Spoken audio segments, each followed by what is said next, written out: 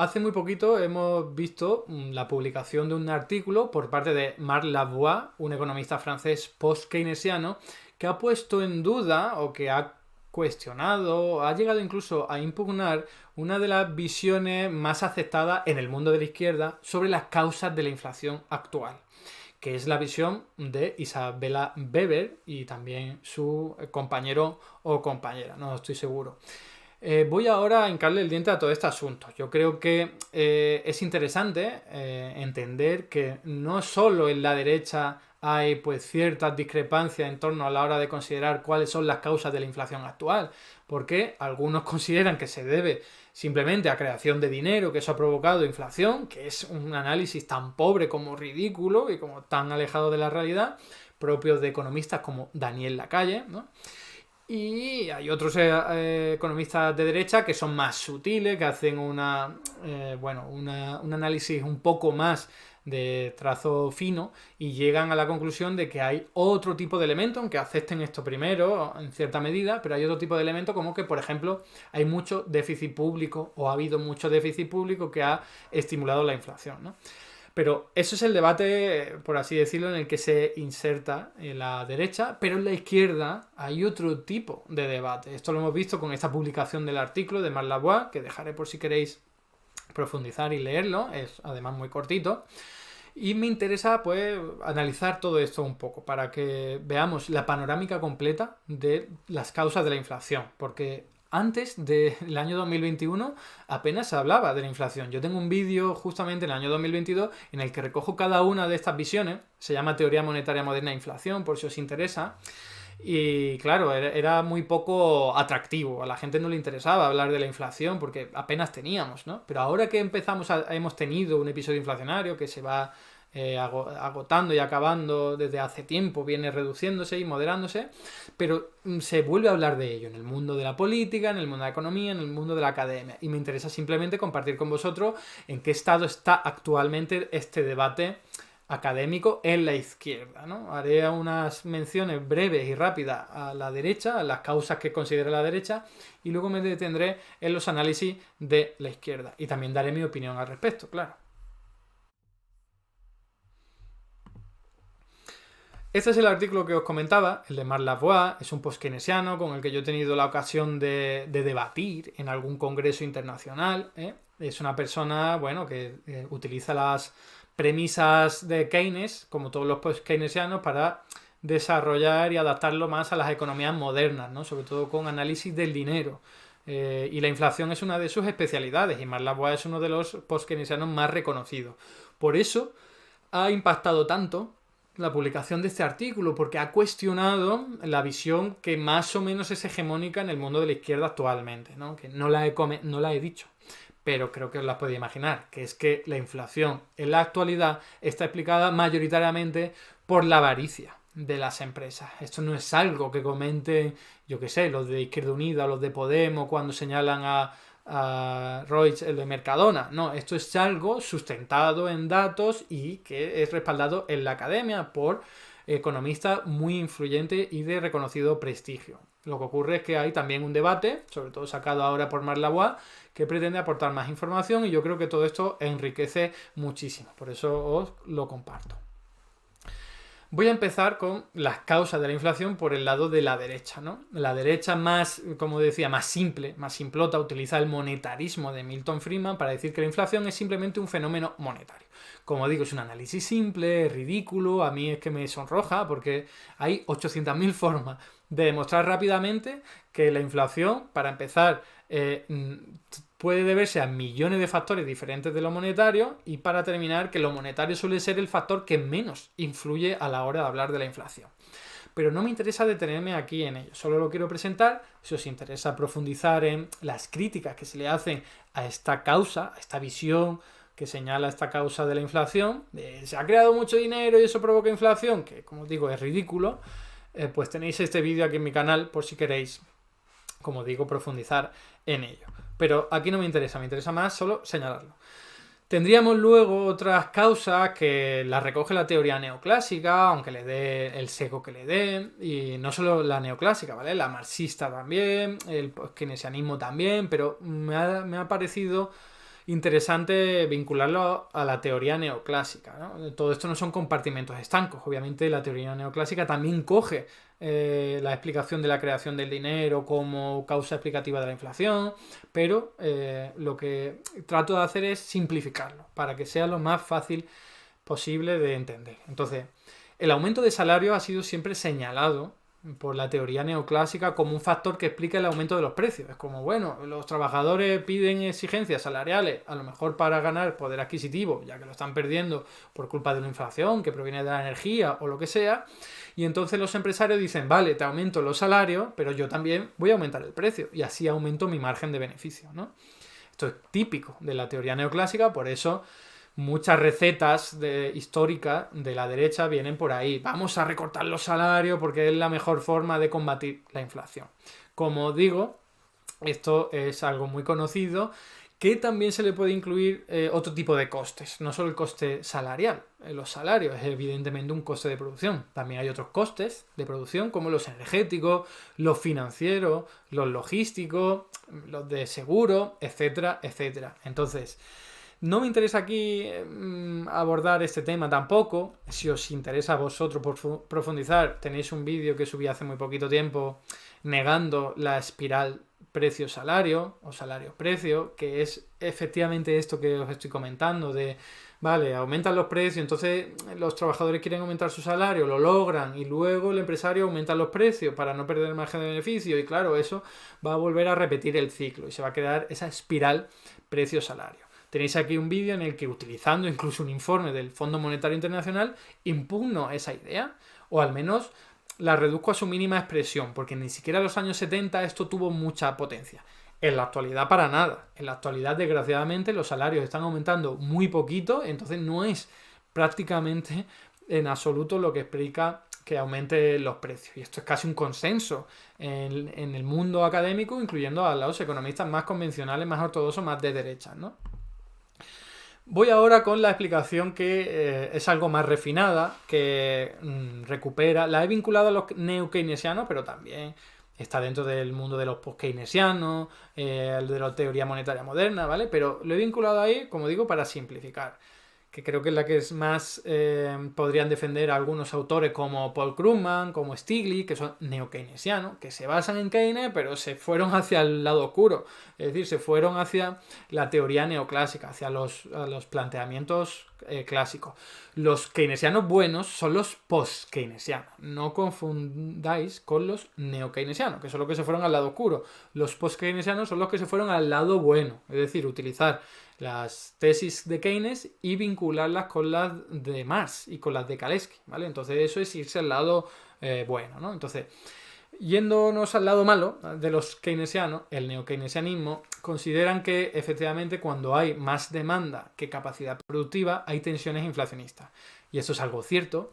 Aquí en cualquier caso la clave sería ver si la pandemia del COVID provocó más caída de la capacidad productiva o un aumento de la demanda, ¿no? Claro, nosotros, los keynesianos, nos fijamos más en que la capacidad de la economía, la capacidad productiva, perdón, cayó muchísimo por motivos evidentes, ¿no? En pandemia, limitaciones de movilidad, etcétera, etcétera, confinamientos. Y eso es lo que ha provocado que la demanda la haya superado. Pero sobre todo se explica porque la capacidad productiva ha caído, no tanto porque la demanda ha aumentado. Porque en verdad, si lo pensamos, ¿qué han hecho los estados de todos los países del mundo?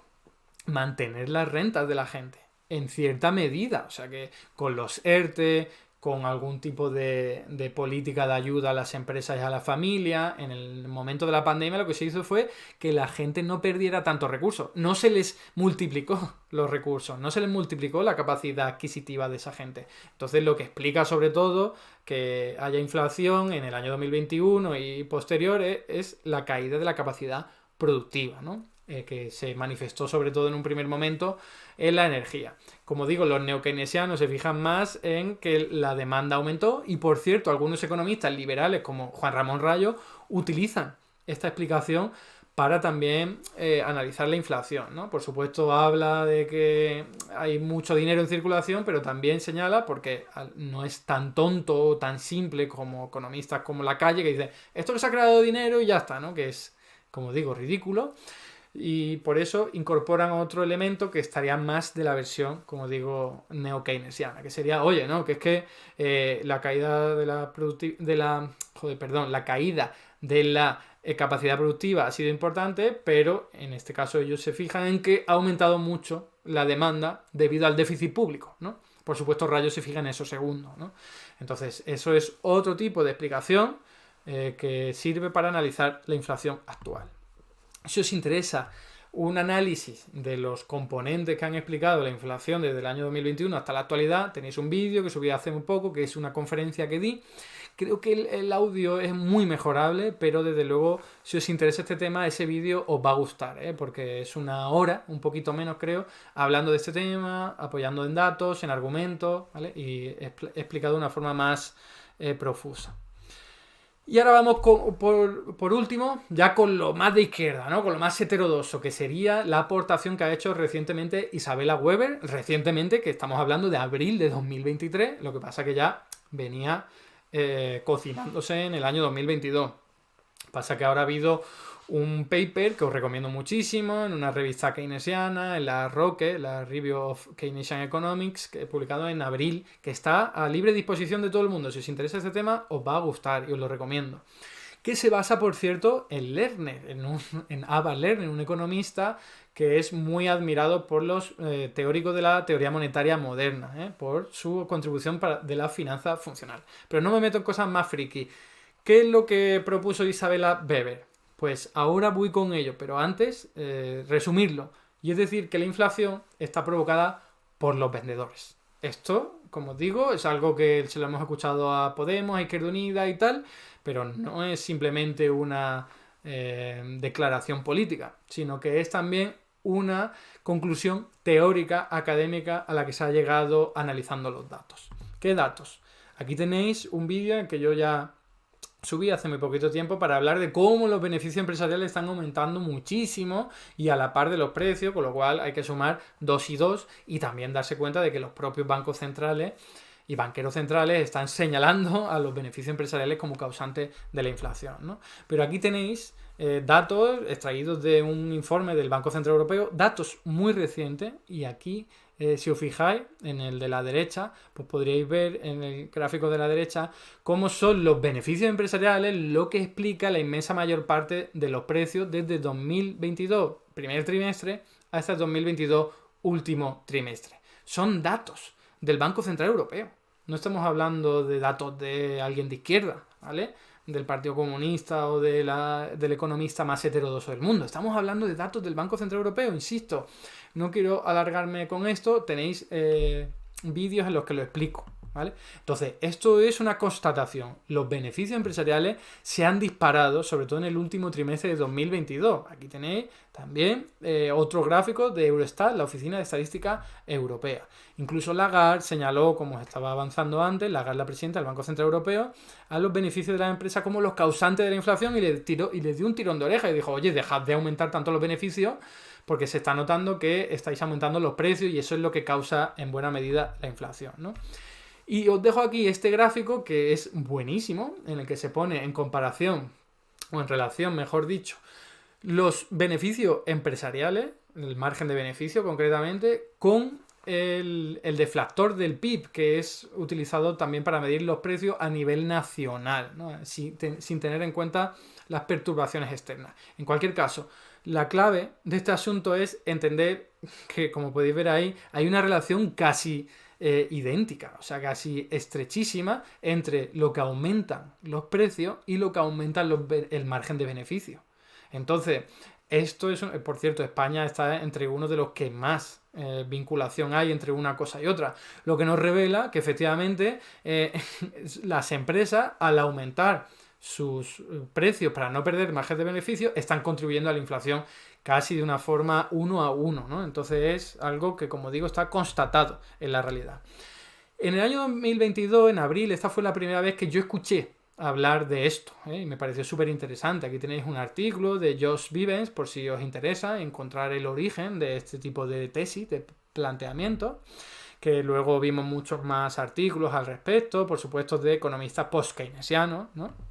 de izquierda. Y aquí tenéis esta contribución de Isabella Weber, que se ha hecho súper famosa, por eso han permitido que el artículo sea abierto al público, y la verdad es que está siendo un revulsivo. Fijaos, no solo en el mundo de la academia hablando hacia la derecha, sino que incluso hablando hacia la izquierda, por lo que vamos a ver a continuación.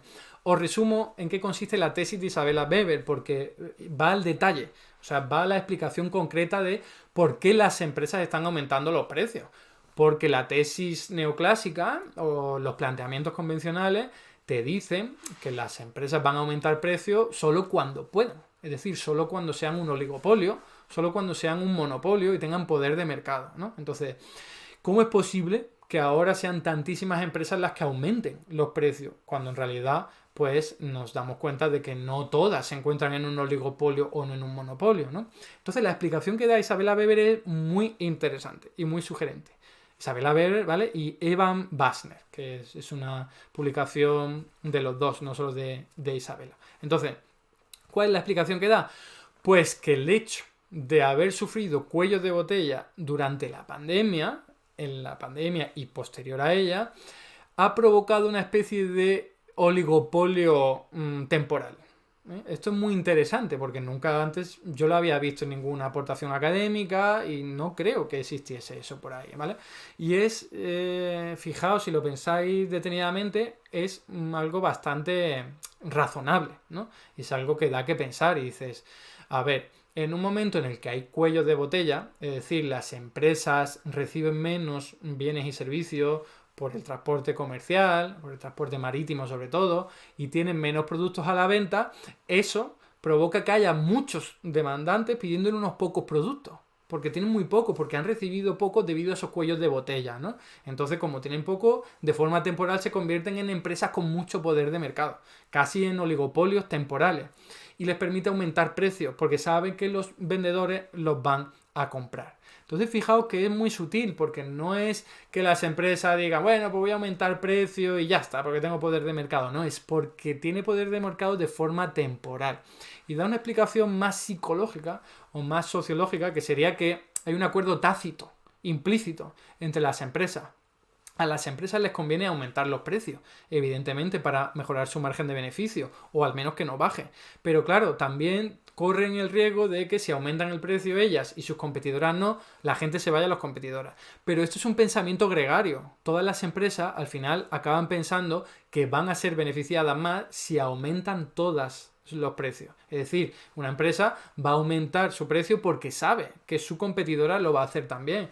Porque hay como una especie de comportamiento gregario que va a explicar que a las empresas les salga mejor aumentar todas su precio, aunque sea un acuerdo tácito, aunque no se pongan de acuerdo explícitamente, pero ellas saben que sería mucho peor dejar los precios bajos, porque aunque puedan ganar más clientela, van a poder ser penalizados incluso por sus propios accionistas y otro tipo de castigos, que es muy interesante que lo veáis en el propio paper, ¿no? Entonces, como os podéis imaginar, es una aportación académica muy interesante, muy innovadora. A mí me cuadra mucho. Es decir, yo lo que veo ahí fuera es eso, que las empresas han aumentado los precios. Ya hablamos en su día de si es legítimo o no. Las han aumentado para no perder margen de beneficio, ¿no? Entonces, en términos a las reglas capitalistas, es algo legítimo. Lo que no es legítimo es que los trabajadores no se nos haya aumentado los salarios al mismo nivel que la inflación. Entonces, son ellos los que han ganado la batalla porque tienen mayor fuerza, ¿no? Y mayor poder de negociación. Pero fijaos que lo que está aquí planteando Isabella Weber es que esto está, ¿cómo decirlo?, apoyado en tesis académica y respaldado por datos, que no lo he dicho, pero aquí hay un trabajo de campo en el que se les pregunta a las empresas, se obtiene información y se revela cómo las empresas, sobre todo las grandes, dicen sí, aumentamos precio porque sabemos que nuestro competidor lo va a hacer. Entonces es un trabajo de campo que resuelve este asunto de esta forma. Y ya por último, para terminar, pues con la incorporación académica que ha hecho Marc Lavoie, que bueno, es muchísimo más modesta que la de Isabella Weber, pero veremos a ver si esto se desarrolla más. Hay otros autores post-keynesianos que se le han unido a Marc Lavoie, y lo que vienen a hacer es impugnar ese planteamiento más sociológico de Isabella Weber, de hablar de que las empresas han tenido un acuerdo tácito entre ellas, que el oligopolio ha sido temporal debido a los cuellos de pandemia, ¿no? Cuellos de botella provocados por la pandemia, y Marc Lavoie dice que no, que eso no lo explica, que lo explica son que hay economías de escala una vez se está recuperando la economía, es decir, que las empresas están ganando más beneficio, pero no por haber aumentado su margen de beneficio, sino por vender más, y porque al vender más, al aumentar la economía de escala, permite bajar el precio, o mejor dicho, el coste unitario de cada producto, les viene mejor vender más y eso permite que ganen más beneficio. Y también porque el coste de las materias primas ha aumentado más que el coste de los salarios. Entonces, Marlaboa, fijándose en el reparto de la renta en función de salario y en función de beneficio, concluye que, claro, los beneficios han aumentado parte del pastel porque los salarios lo han perdido, pero porque los salarios han aumentado menos de lo que han aumentado los costes de las materias primas, ¿no? Y es verdad que Marlaboa se fija en un indicador diferente, que sería el peso de los salarios o de los beneficios en la renta, no en el mismo indicador que Weber, que sería precio directamente, y que creo que esa es la clave, hacer lo que hace Weber, que sería, vamos a fijarnos en los precios, no en un ratio de beneficios sobre renta, pero ahí está servido el debate, ¿no? Como digo, yo ya me he posicionado con Weber, veremos a ver qué otro tipo de cosas ofrece la BOA. Hay otro artículo que va por la misma línea de Matías Bernengo y Esteban Pérez Caldentey, que como digo son también economistas post-keynesianos que hablan en los mismos términos que Marlaboa, que no le dan mucha importancia que sea la avaricia de las empresas la que explique la inflación actual, sino que son otro tipo de cuestiones, ¿no? Entonces, lo dejo aquí, ¿eh? Me paso aquí por las conclusiones y terminaría.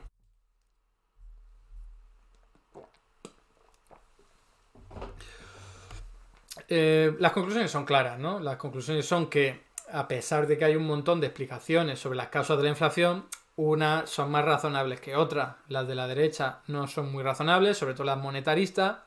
Las que hablan de aumento de la demanda agregada a mí no me parecen en absoluto razonables, pero entiendo que son más legítimas que las de hablar de simplemente creación de dinero, y en las que hay que poner sobre todo la atención es que la capacidad productiva bajó muchísimo, eso hace que haya más demanda que capacidad productiva, aunque sea de forma temporal, y luego por último que las empresas se están aprovechando para no perder el margen de beneficio, entonces están aumentando su precio para no perder margen de beneficio, incluso para ir más allá. Entonces es simple avaricia, es como pueden hacerlo, y en parte Isabella Weber lo explica muy bien, porque tienen una especie de oligopolio temporal, porque hay un acuerdo tácito entre las empresas, lo hacen y salen protegidas de la inflación, a diferencia de lo que ocurre con la clase trabajadora, ¿no? La aportación de la BOA es interesante, es sugerente, da que pensar, pero desde luego a mí no me ha convencido. Entonces habrá que esperar a ver qué otro tipo de aportaciones hay.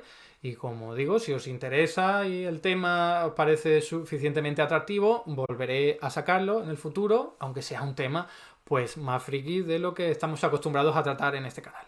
Hasta aquí el vídeo de hoy. Muchas gracias por estar ahí, y si te ha resultado interesante, no dudes en comentar, darle like y compartir, que la teoría económica dominante no se combate sola.